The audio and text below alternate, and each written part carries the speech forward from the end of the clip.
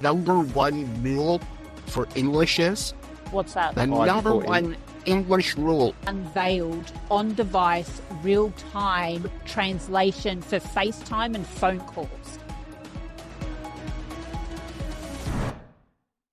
One, two, three,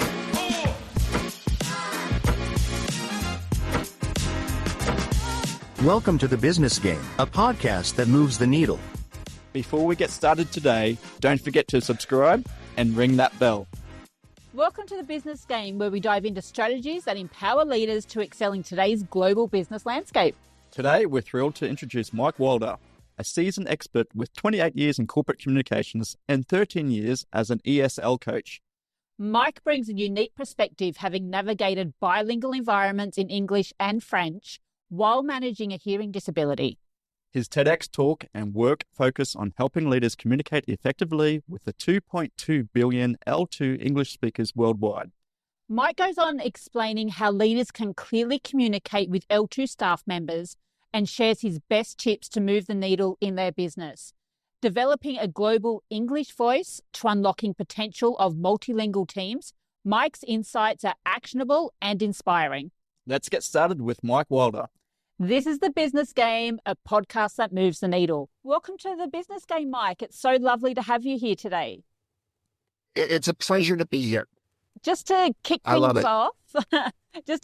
off, you're over in Montreal in Canada, and you said you've got a lot of forest fires and stuff like that happening over there at the moment, which is not ideal, but you're safe where you are.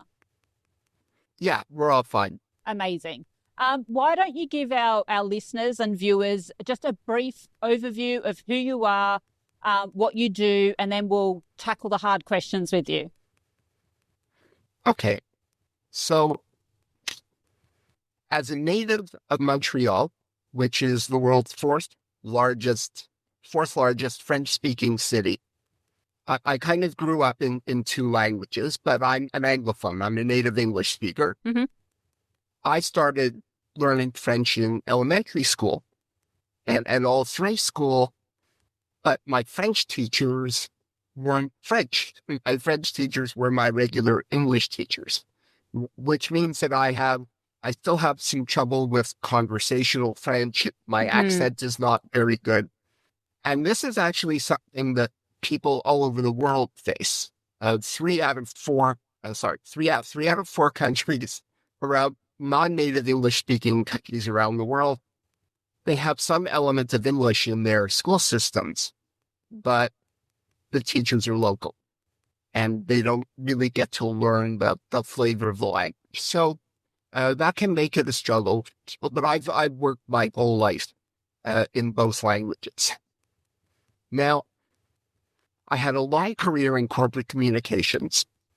Mostly my job was to be the English guy in the room while a bunch of Francophones talked about what they wanted to do, and then I would tell them how to do it in English for the rest of the world, rest of Canada.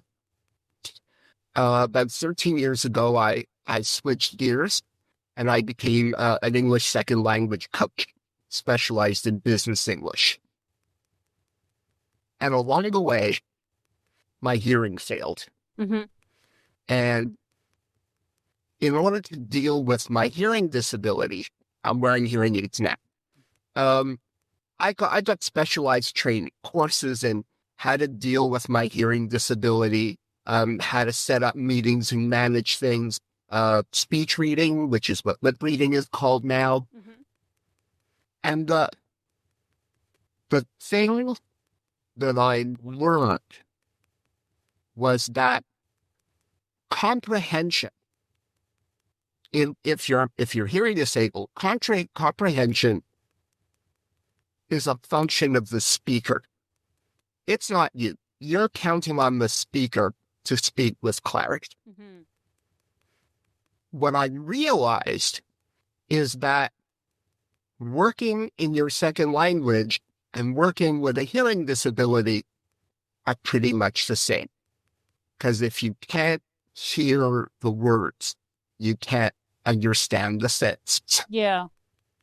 And what I came to know through experience is that people are a lot nicer If you ask them to slow down because you have a hearing disability, then if you're speaking in your second language, there's just this tendency like, well, you should know it. You're learning the language and you're here and you speak and listen. And Yeah. it's fine.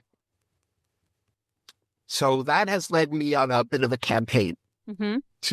to help or to teach that it is really up to us, the 400 million ethnic English speakers in the world, as there are 2.2 billion English second language speakers. Yeah, wow. That's a lot. So they outnumber us like 5 to 1. Absolutely. But we have a responsibility, and that is what I have been coaching, and this is the message that I'm spreading. Okay.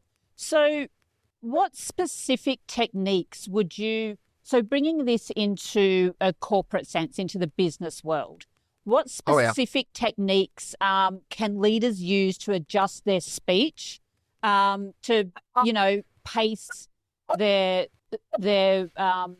vocab and tone, I guess, to what we call the L2 English speakers? How can they understand that they need to change their way of speaking, but without sort of patronizing the listener? Well, the first thing is a mindset shift. And that is the shift from speaking to convince, which is what most of us do, to speaking to be understood, to focus on the listener and the needs of the listener. Now, there are ways to adjust and adapt. One of the first things that you can do is you can listen to your favorite newsreader on the national news, because broadcast journalists learn how to speak to be understood. Yeah. They speak a little more slowly, but not a lot more slowly, but they pronounce almost all the words. Do you know what's funny about that? Is I've actually got, my best friend is a journalistic newsreader. And I always say to her, I'm like, who is this person on air? Because you don't speak like that to me. Like, you have a news reading voice. And she's like, it's no different. I'm like, it is very, very different. It's enormously different. Yeah. And here's the big difference. We use, in regular conversation, we use something called connected speech. And I'll just give you a quick example. We'll take a simple little sentence. I adore Australia. Is that a good sentence for you? Is that okay? Yep. Yes. I adore Australia. Now, we, as English speakers, we hate words that start with vowels. Yep. Because words that start with vowels mean we have to pause. Those vowels, they have origins here. And we have to tighten up, we have to generate that. So we don't like it. So I adore, we slip a little Y sound in there. And it becomes I adore. Yeah, that is so true, especially It's over called here a in Y Australia. glide. Now, you, if it was you and not I, we'd put a W glide in, you adore. Now, there's no W in you adore, but we slip that in to bridge it, to make it go faster. I've never thought about And it. then we have the third word. Australia starts with an A. We don't like that, but adore ends with an R. So we take that R off adore and we stick it onto the end of Australia, and it becomes I adore Australia. I adore Australia. My mind is blown right now. I'm thinking about it, and it's like, okay, wow, okay, I've never thought about it. But to an L2 English speaker who is under really high proficiency, I think they're very high proficiency, fluent English second language. They come in all shapes and sizes. But to an average second language speaker, it's a mush. It's all one word. So one of the things in speaking to be understood is just disconnecting the words. The small words you can connect, go to or something like that, but keep the words straight. That's the first thing. That's an amazing the tip. way that you can tell if you're speaking too fast is if you can't get any air through your nose, then you're speaking too fast. If you're speaking too fast, then you're breathing through your mouth and your chest is tight and you're going really fast and there's no way you can get air through your nose. But if you have a more moderate speed, and I'm doing it right now, this is not like slow, it's not slow speech, it's not patronizing. I am just enunciating better a little more slowly, and I can get air through my nose so I don't have to stop to gasp for air. I just stop when, a sentence is over or for effect. So this, go ahead. No, I was going to say, as Australians, we're notorious, like absolutely Our notorious, slang. our slang, and we will join every word together in a paragraph. Or shorten the words. Yeah, I know. we are terrible. I actually know. I had a client. I worked with a client who worked for a very large multinational. She was here in Quebec. She's a francophone. She was working in the communications group. Her company had merged in the multinational, and she hired me because she was reporting to people in London, and she just had a horrible time with the English accent. So I was working with her to help her build that. And then they got a new CEO who was Australian. Oh no! And here's the interesting thing about that, because when he made videos that were disseminated to the employee group, she understood him quite well. But when he came and visited and just started talking to them, and he was a very friendly and engaging guy who wanted to get to know everyone, she couldn't understand him at all.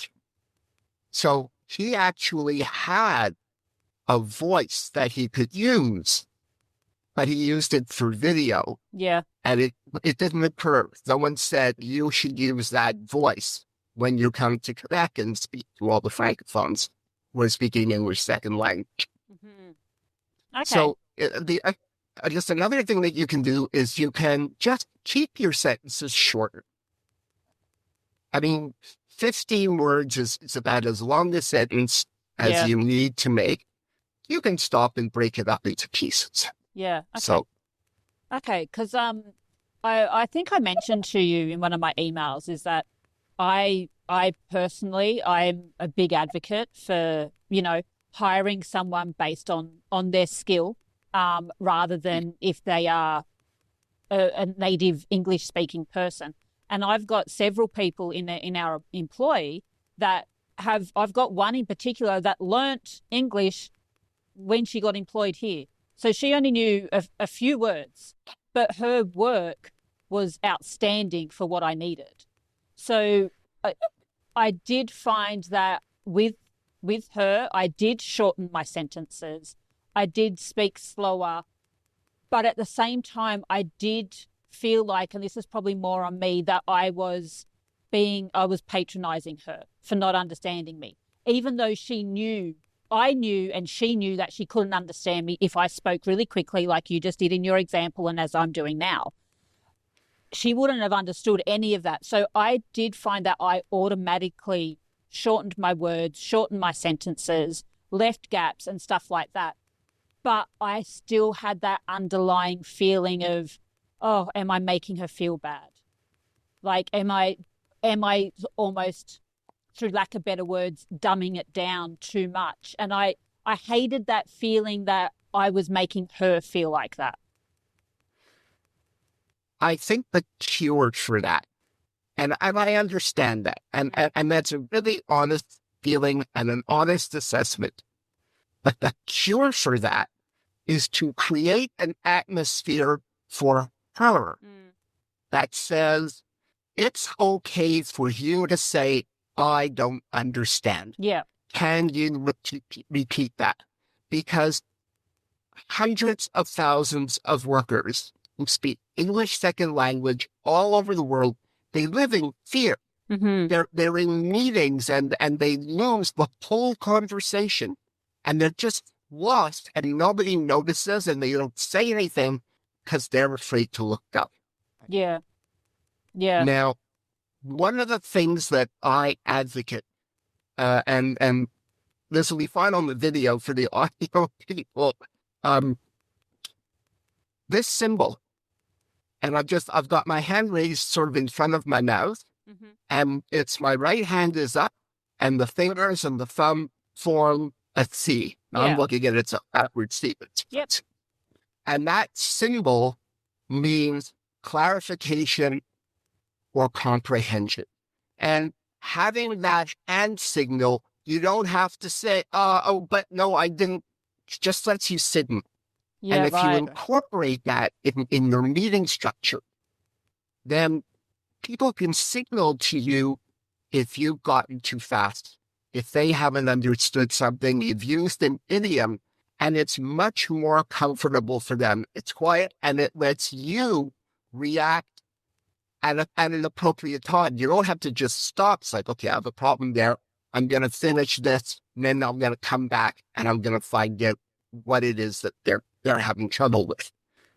But really having that as part of office practice, that everyone practices and that everyone understands, giving them that ability to signal or just say or interrupt, it takes a massive amount of fear out of their office, and it makes your office flow much more, much better. So, Myke, what's some common mistakes that managers make when they're speaking to a staff member with a second language of English? Well, I think the thing really is speaking too fast. I think another thing is using idioms and expressions. A lot happens in the onboarding process. How you bring someone in. And I think that one of the really important things is to prepare a glossary of terms, a dictionary of words that are really strictly for their job or your office. Mm-hmm. And having a document like that you can give them and help them understand what those words are, that makes an immediate leap. I've worked in both languages my entire life. And every time I changed jobs, and especially a lot of years that I was a consultant, so I kept moving from one industry to the other, I always had to learn a new vocabulary. Because in English, yes, I have a very wide, broad vocabulary, and I always understood what people wanted. But in French, it was really difficult. So would you make an attempt to speak their native language or just avoid Sorry? that? Would you attempt to speak their language? Well, I speak French. Yeah. I do speak French, but this is after years and years and years of working. My comprehension is very, very good. And I have the advantage of being hearing disabled. If I ask people to repeat something, which, sorry, I didn't catch that, they're, oh, fine, it's Myke has a hearing problem. Before that, it was, really? Yeah. You mentioned that you have some Japanese clients. So Yes. how does that work? They speak. Are you educating them or helping them with their English, or It's a typical 2025 situation. Mm-hmm. It's a multinational based in Austria. They bought a factory in Granby, Quebec, which is about an hour and a half from Montreal. And they have a sales and support team in Japan because they have a good market for their product there. But so the Austrians in Austria speak Austrian, and the whole plant in Quebec runs in French. and they speak Japanese in Japan with their clients. But when they have team meetings or they have to do something, they all speak English. Okay. Wow. Okay. I never thought about it like And that. that is just the way of the world now. Yeah. I guess we are lucky that we don't, as the English speakers, we don't need to learn other languages, because I can tell you, I've tried to learn French and Italian, and I am absolutely rubbish. I am rubbish. Well, I will tell you that we are not lucky. We are blessed. Yeah, we are. Because we don't have to learn another language. I mean, I did because I live with it. Yeah. But it is really, but the thing is, with that blessing comes a responsibility. Absolutely. A responsibility to support all of these 2+ billion people just by recognizing their needs and speaking more clearly and helping them advance. Because they're going to get better. You know, working in your second language is a 5-day-a-week language immersion course. Absolutely. They always get better. Yeah. It takes time. Yeah. And if they get help, it goes much faster. What's and you don't need to disclose what their native language was, but what's one, because I have a few with the girls that I work with where they've mixed something up that I've said, or they've understood it differently and they've repeated it back in a totally different manner that meant something else. What's one of the funniest, I guess, translations that you've dealt with where you've had to go, no, I didn't mean we were like riding a kangaroo down the road or something like that? The worst thing that I have ever seen, it was in the mid-90s, and I was consulting to Bell Canada, and that's the telephone communications company. And I was approached by one of the Bell junior managers, and she said, I got this from Minitel, which used to be the French in France telephone company, and it was a survey. Mm-hmm. And she said, I can't understand the survey. And the survey was just the worst translation you've ever seen. Yeah. And there was a line that said, it literally said, you might think that you have other cats to whip, but you need to do this, which sounds weird, but the fact is that in French, they do not have other fish to fry. Ils ont des offshore à fouetter. They have other cats to whip. And they just literally translated the idiom from French without checking to see what the English one was. That's fantastic. and it turned out for her, for this manager at Bell, the only way to understand what they were writing was to be an Anglophone who spoke French. Yeah. Wow. Because it was a mess. I've heard some good ones, and I've experienced some good ones here with some of the team, but that I think I agree takes the cake. Well, okay. But on this subject, okay, yes, it's funny. Yeah. But laughing is bad. Because absolutely. when you laugh, the speaker retreats, they embarrass. I was in a meeting with the management team of a large company, and we were starting a project, and I was concerned about data management for the reports that I had to write, and I wanted to say that I was afraid that the project was going to fail. Mm-hmm. And I used the French expression, faire faillite, that it would make a failure. And they all froze, and they all looked at me. And the vice president of finance said, faire faillite? Well, it turns out that faire faillite is the French expression for going bankrupt, the whole company. Oh. I suggested that if we got this wrong in the project, the company, and this was a company, a giant chain, that it was going to go bankrupt. And we got that source out that I should have said faire en échec, which would mean the project would be stopped or would not work. And I was properly embarrassed. Yeah. And she said to me in French, usually when we have these meetings with consultants, we all have to speak French, even though it's a French company. The consultants always come in and speak English. We really appreciate the fact that you came in and you took this meeting in French. You made a mistake.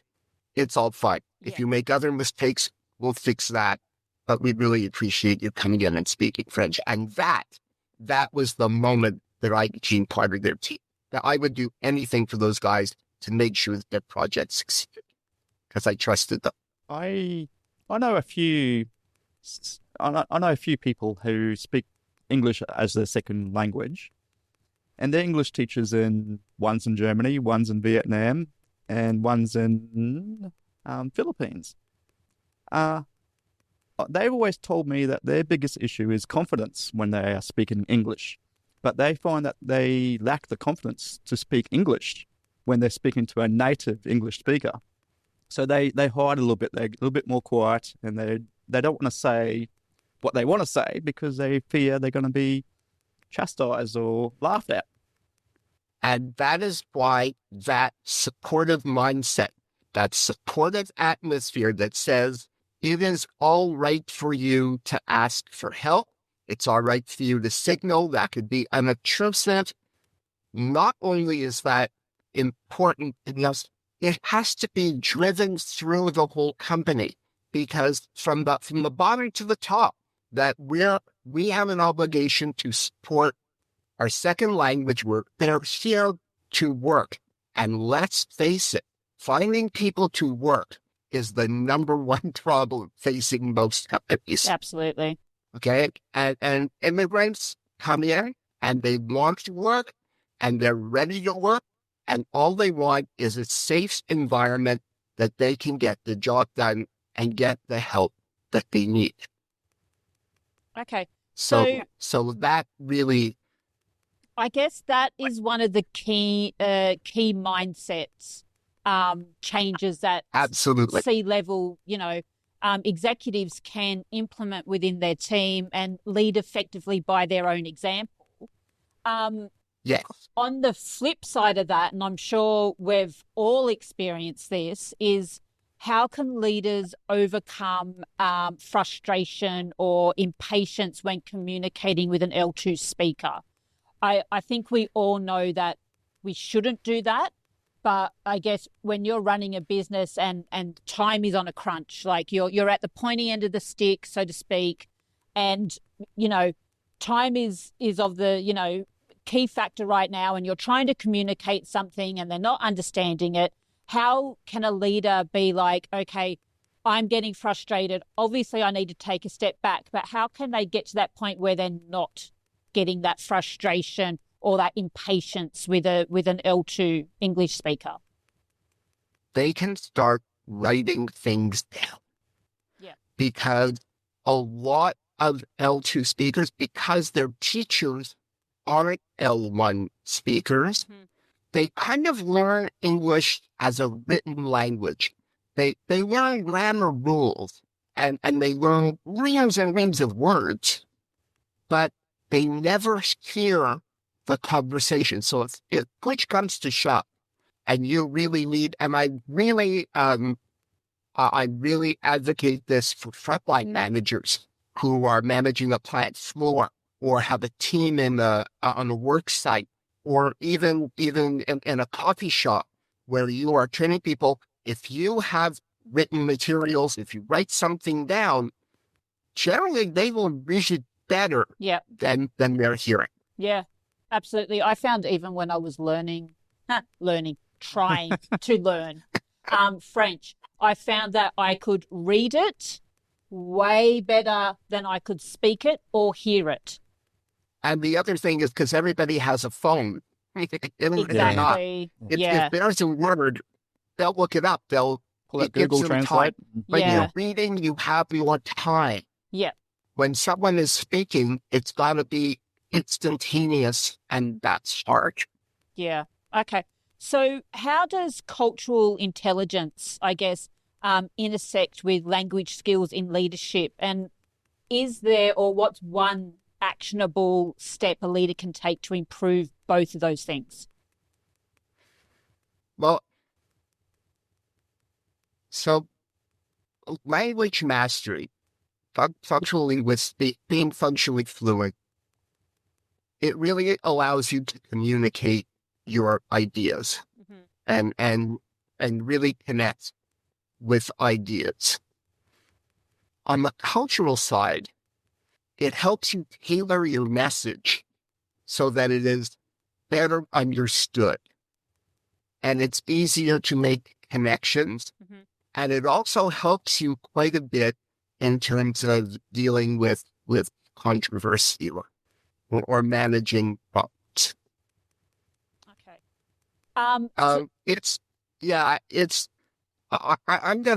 I'll say something unpopular. No, do it. Right? I love unpopular the takes. The cultural shift Yep. that companies are dealing with is not necessarily the cultural differences that are brought by English second language speakers. It is the cultural shift that is brought by generational shift in the workforce, younger people with a different culture, with different ideas of what work is. And companies are somewhat hard pressed to sort of change their culture or integrate their culture for what are essentially new cultures that are emerging in our societies. So what would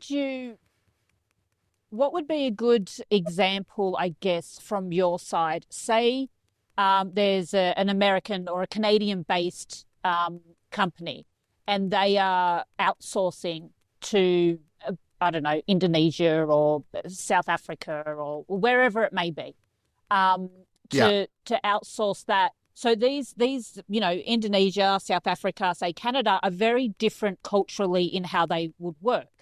How would you, being the main business in Canada, implement these cultural changes so as not to affect them as much? So obviously they're already undertaking, learning English, trying to blend in, I guess, as much as they possibly can in that way. But then, as you said, comes the cultural differences as well. So what can that then Canadian main company do to help support that? Well, okay. I think and again, this is possibly going to be unpopular. Yeah. I think it's a mistake to insist that everyone speak English all the time in the office, whether you're in an outsourced office in Indonesia or, whether you're in Brisbane and you have a small group that you brought on visas to do a job. If they all speak the same L1, let them work in their L1. And the reason for that is neurolinguistics, actually. Neurolinguistics teaches us, and the studies are definite, that our brain structure, our neural net is formed by that first language that we learn as toddlers from our parents or whatever, but that first language. So we think better in our L1 and we're more creative in our L1. And yes, we need L2 speakers to talk to us in English and explain what they're doing in English. But if they're in their office working on a problem and they're working on it in their own L1, it means they're probably working better and faster and more creative. Okay. So really something that pushes people to speak English when they don't have to at work. And obviously they have to present and they have to attend meetings, and yes. But if they're on their own or you have a small team that has the same L1, let them work in their own language. And if you worry, if you're kind of a micromanager, saying, well, they're all speaking German and I don't know, or Yeah, what are Indonesian, they I don't saying? know What are what they they're talking doing? about. Yeah, yeah, Yeah, well, you can stick your head in and say, hey, what you working on? yeah, And they yeah. will tell you what they're working on and say, I can't wait to hear about it. So It's fine. on the You've flip done what you side need of to do. that, You've found out that they're on the job yeah. and they're doing it the best they can.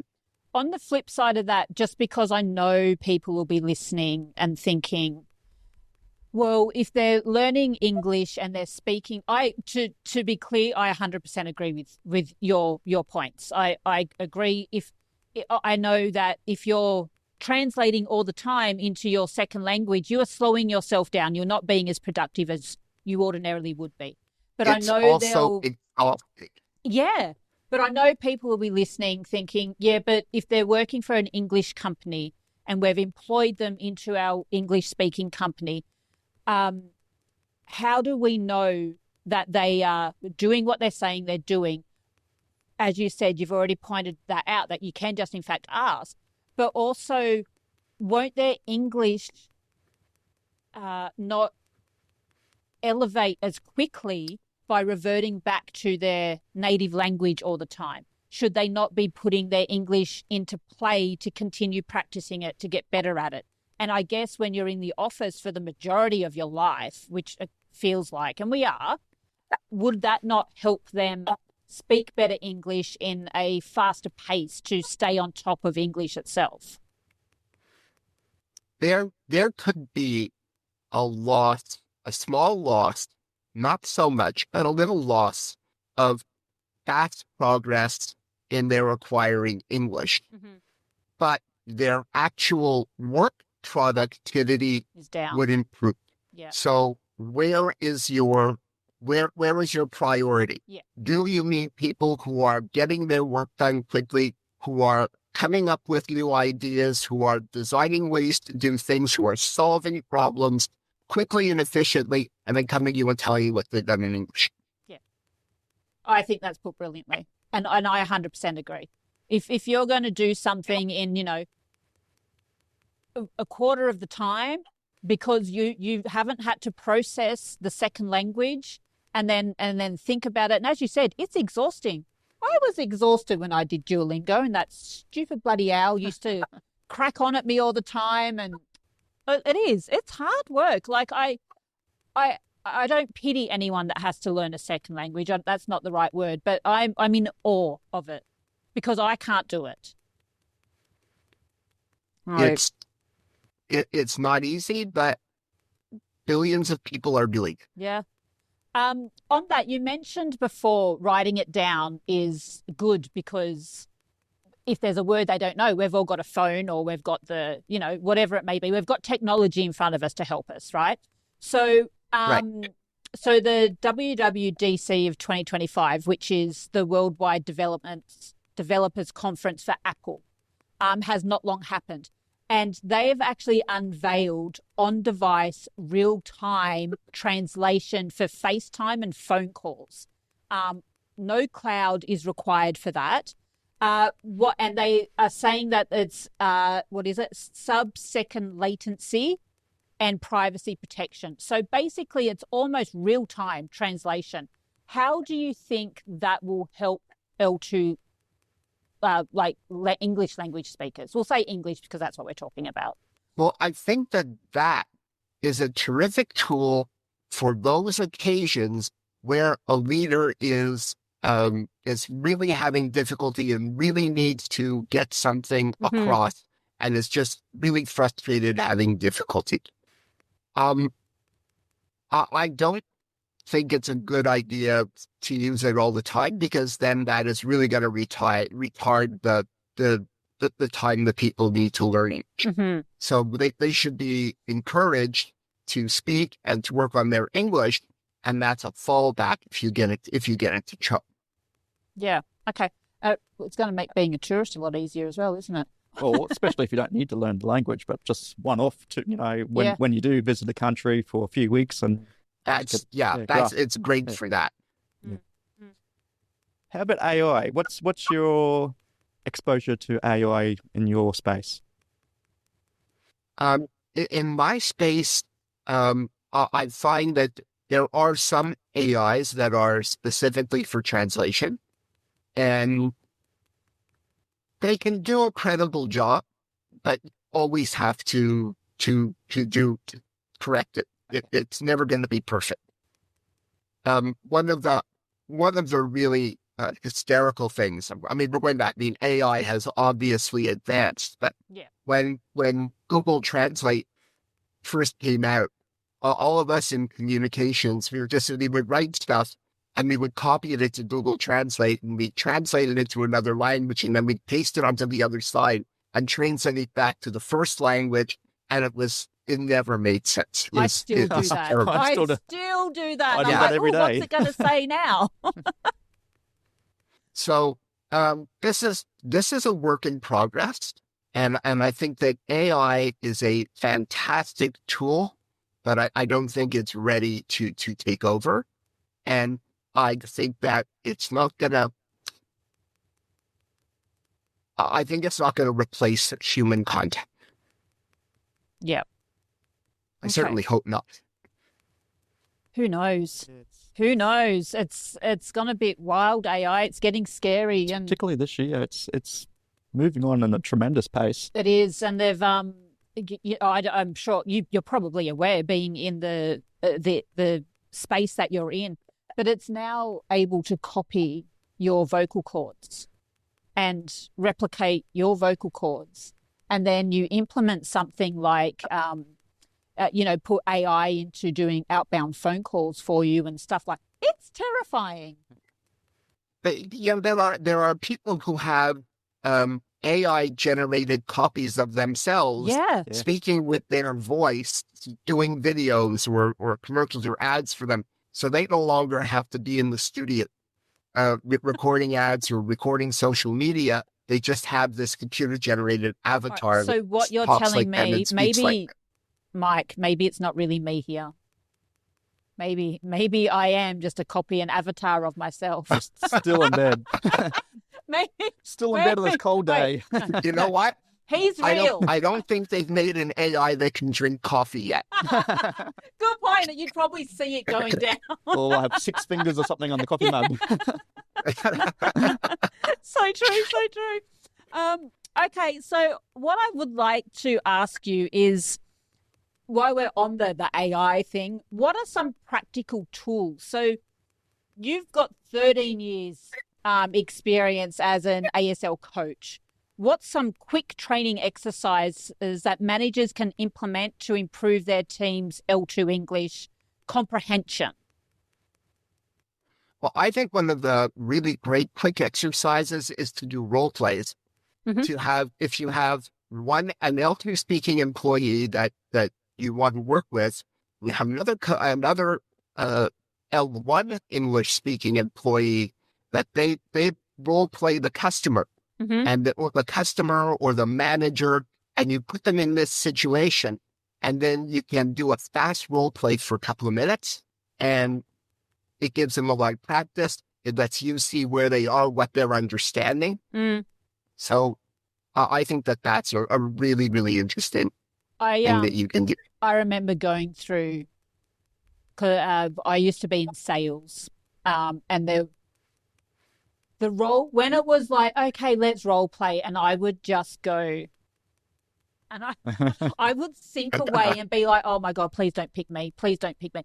And it is so overwhelming, but you do learn quick. Like, you learn so fast that, and you remember it, you retain it, because you're like, oh my gosh, they asked me this in that role play where I was dying on the inside. I was bright red through embarrassment, but I've now retained that information that was told to me.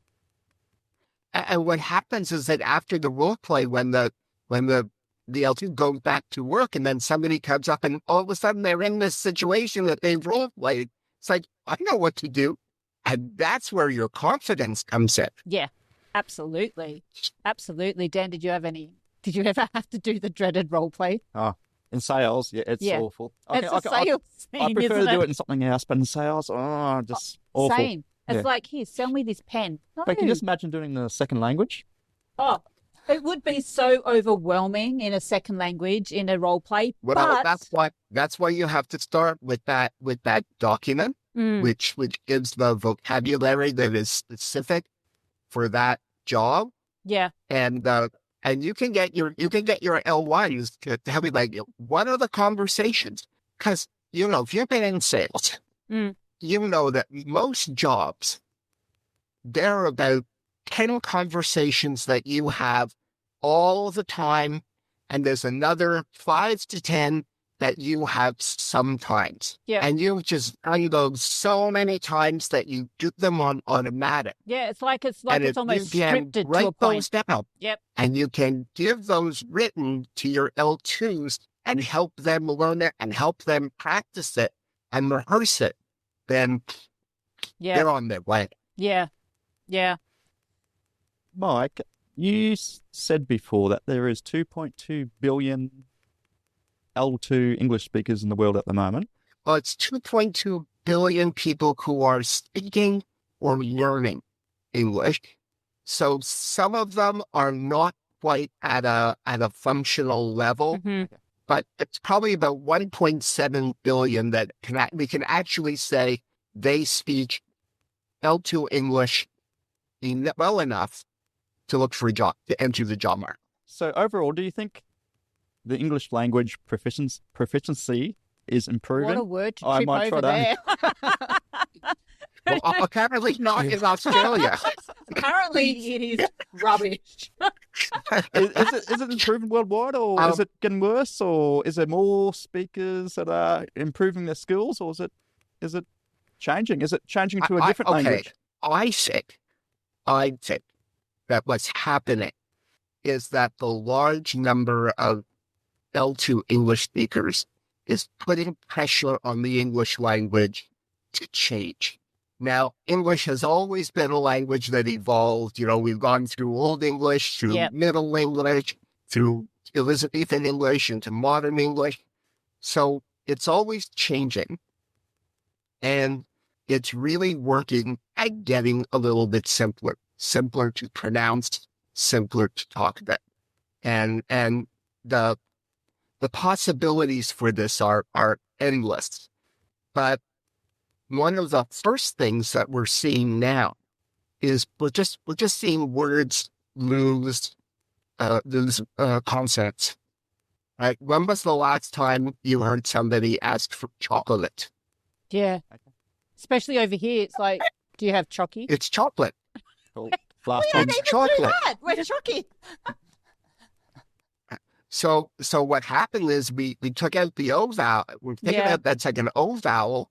And when you take out a vowel, you take out a syllable. And so now instead of a 3-syllable word, you have a 2-syllable word, which is easier to pronounce. Chocolate. And there are quite a few words where this has happened. Yeah. I think that there's some really, really interesting things. English is, I won't say it's a bit of a rarity in that nouns in English don't have gender. Mm-hmm. We only refer to gender when we're talking about people or animals or boats. Yeah. So, and now, and we were talking about differences in culture. Mm-hmm. This is a little. Well, we're talking about the future. I won't say it like that, but right now, do you have your pronouns on your email? Do you list your pronouns? No. I don't. But A lot of people, certainly in North America, lots and lots of people are listing their pronouns, and we may see a shift in possessive pronouns where we'll get rid of words like Mr. and Ms. and Mrs. And we'll have a new generation of words that more clearly describe the person's gender. And then we'll just ditch he, him, hers, and his and go with they, which would simplify the language. And you would know what the person's gender or gender preference by the introduction to their name. What's your stance on that? My sense on that is that we're talking about far in the future. Yeah, because So I'm not I'm ready not. to. I'm not. What I'm saying is that the possibilities for English to change, Yeah. to simplify, English is really complicated. Oh, yeah. Yeah. And do you know what the number one rule for English is? What's that? The I number before E. one English rule that you have to teach someone when they're starting to learn English and you're teaching them the rules, the number one rule. I've got no idea. Yeah. Go for it, Mike. What is it? The rules don't work most of the time. That's true. Yeah. That's true. When you think The of like, rules, that's a good. the I before rules E, except have after C. Yeah, all kinds yeah. of exceptions. yeah, literally I before E, except if it's after C. Like, Unless it's 3C for, it's Yeah. yes, And then that's there's- always the best example. yeah. But there are all kinds of examples. Oh, yeah, So- there. 222, weather. We somehow can put in a sentence that. That doesn't even Yeah. make sense. How about the fact that the letters OUGHT or OUGH have like 8 different sounds? Yeah. But isn't it even like there's one, I can't think of it off the top of my head now, but there's one, tear and tear. Yeah. Tear and tear. It's spelt the same. Yeah, But, but there are a lot of words like that. it is, but it There are probably about 3 dozen words that change their meaning when you change the syllable stress. yeah, and the context that You're it's written in. recording this. You're Yeah. recording this to the verb, so you're going to have a record, Yeah, which is a noun. yeah. Look. So English is very, very complex. Are we the hardest And- language and- to learn? It's a difficult language to learn, Yeah. but we didn't actually decide to make English a global language. Mm. That was other countries that decided that they were going to start educating their populations in English. And that started just after the Second World War. And it really, really took off in the 1980s to the 1990s. And the internet just blew it. So I wrote a book in sort of 2002, I think, and he said the only thing that is going to keep English from being a global language is access to English teachers, because the internet was new. Yeah. And he didn't realize just how much online teaching and access to movies and access to materials were going to affect the expansion. Because we say, we say 2.2 billion, but there are a lot of people who are just learning on their own. That number comes from schools and people, Duolingo and other enrolled into apps that something. report how many people are using it. Yeah. But we don't know how many people are out there on their own. I don't know how they do it. I really don't. I mean, sadly, very sadly, because I'm enjoying this a lot. We're getting to the end. Have you got anything? I sad. know. It is sad because I'm loving this. Mike, I don't know, I'm having a great time. I'm sorry. I'm coming to close. is globalization or emerging culture going to have the biggest impact on English as a second language moving I'm forward? sorry, I missed that. Can you say that again? That's fine. And that's what I'm saying. I'm a bit scared about speaking about linguistics because my speech is quite terrible. I can't even say linguistic. I literally yesterday I was like, okay, so we've got Myke in. And it took me 5 times. It scared And me then straight I'm away. like, you know what? I'm just not saying that when we speak. So is emerging culture? Linguistics? Sorry, You're trying to say linguistics? Linguistic. No, you got me. Yeah. If you like, do you like Italian food? Oh, I love Linguini. Italian. Oh, linguini, yeah. Linguini with chopsticks. Linguistics. Oh, Linguistics. linguistics. We've both just done it straight up then. Anyway, back to you, Anyway, Dan. sorry, All you Mike. know is an English coach. So is emerging culture or globalization going to change English as a second language? Or is it something else? I don't know.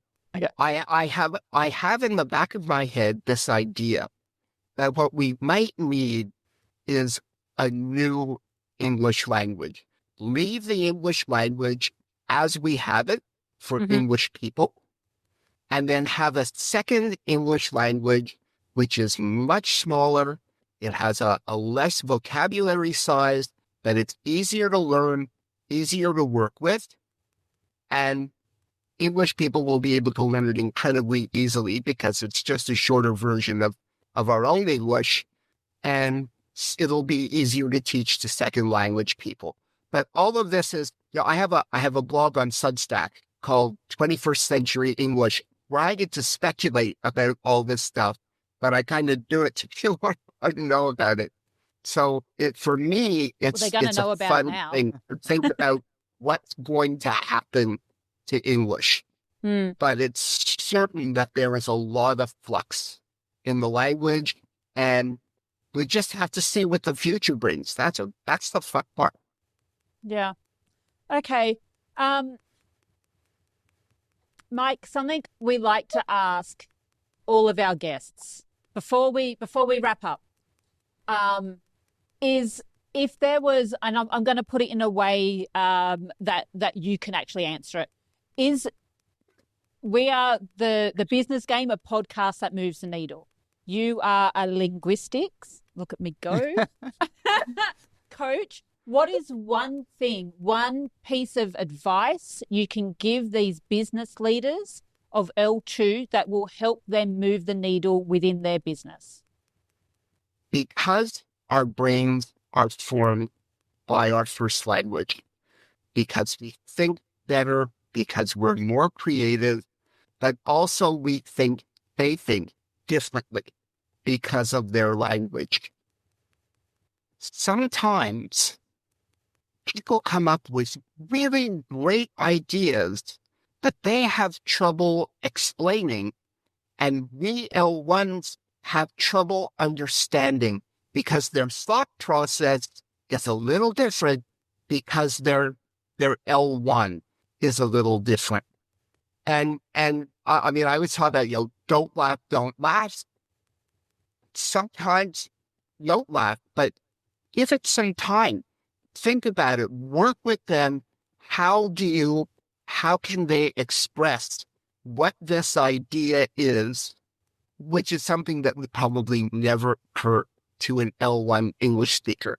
That's what breakthroughs happen. That's where we get the real benefit of having people from different cultures coming and working on our projects. That's why the fact that people who are working on projects like cancer research or climate change, why it is so powerful when they can all come together and present in English, because they're all working in their own languages in their own labs with a different mind, literally with a different mind. So be patient and be open and have that mindset that these people they're pretty smart, even if they, don't speak English perfectly. And they can have really, really great ideas, but they're having a little trouble expressing, as they can push that needle really far in one shot. It's fantastic. I love that. I did. I love that answer. I don't think we could have finished on a better note, to be honest. I thoroughly enjoyed our conversation. So did I. So, Myke, And so did I. one more time, give us the elevator pitch on who you are, what you do, before we sadly have to end the episode. I am Myke Wilder. I am a linguistic coach, and I work with executives to help them manage communications and multilingual teams. Amazing. Thank you so much, Myke. And just so you know, I will have all your details down the bottom here in the captions of the video on YouTube and on the podcast details as well. So we'll make sure that people can reach out to you if they need your advice, which I think the way the world is now, there is no reason why any manager that works with an L2 speaker wouldn't take your advice on board. I really just can't see why you wouldn't do that. It has been an absolute pleasure. Thank you. Me too. Wonderful. Thank you so much, Myke, and Thanks, we'll catch you Myke. next time. Have a good one. Yes. Ciao, ciao. To help support our continued mission to provide free, best-in-class advice from the world's most compelling business leaders, make sure to hit that subscribe button and ring that bell so you never miss an episode. See you next Thursday. Thanks for tuning into The Business Game. If you like what you've heard, make sure you subscribe on YouTube and follow us on TikTok, Instagram, Facebook, and LinkedIn to stay connected. A big thank you to our major sponsor Codeworthy for powering today's episode, and join us again on the next episode of The Business Game, a podcast that moves the needle.